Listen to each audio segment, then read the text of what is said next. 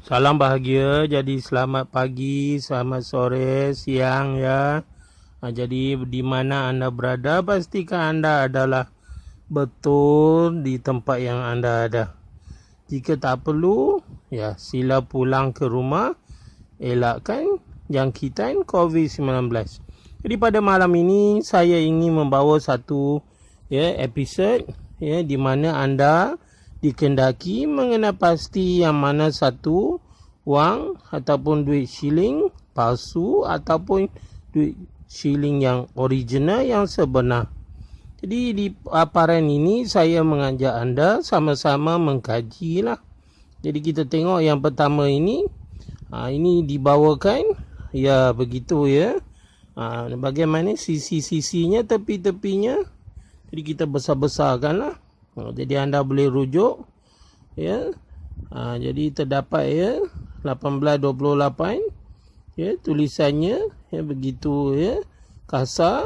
Jadi anda boleh lihat juga bagaimana ya di bawah itu seolah-olah ada tulisan tapi tak jelas, dan titik-titik ya dot-dot itu.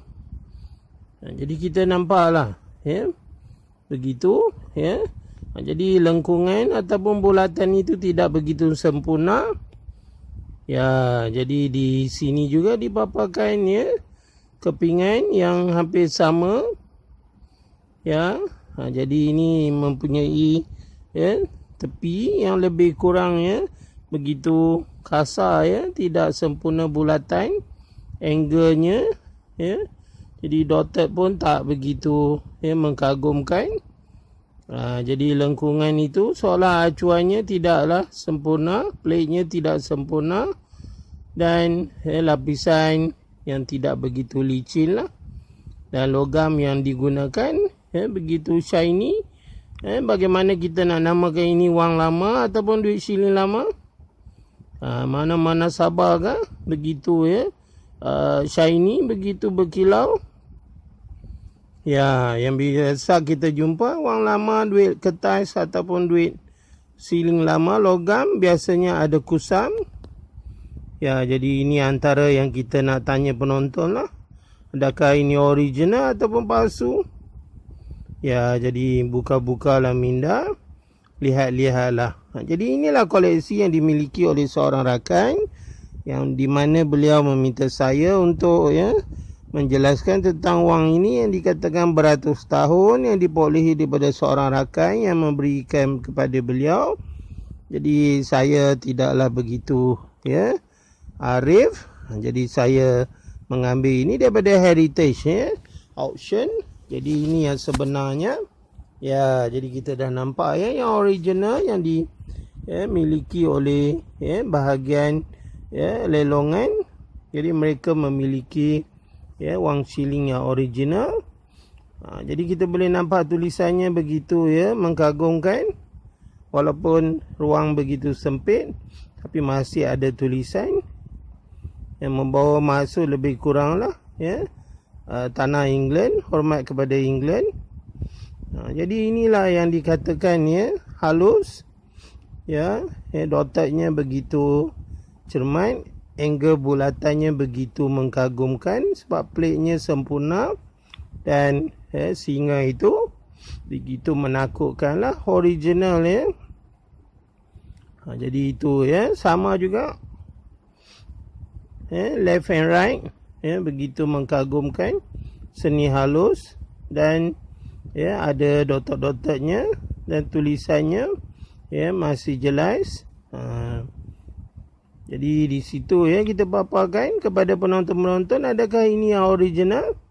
Ya, nanti kita jawab sama-sama lah. Tengok garis-garis itu begitu sempurna. Yang tadi tiada mempunyai garis. Dan di belakangnya adalah ini gambaran.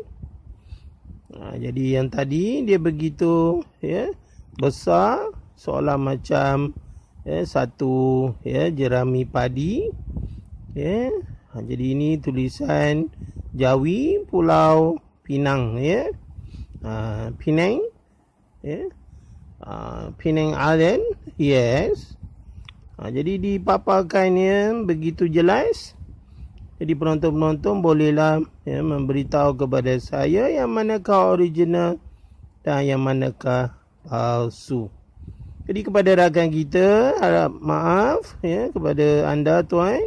Jangan marah-marah sebab kita hanya membincangkan.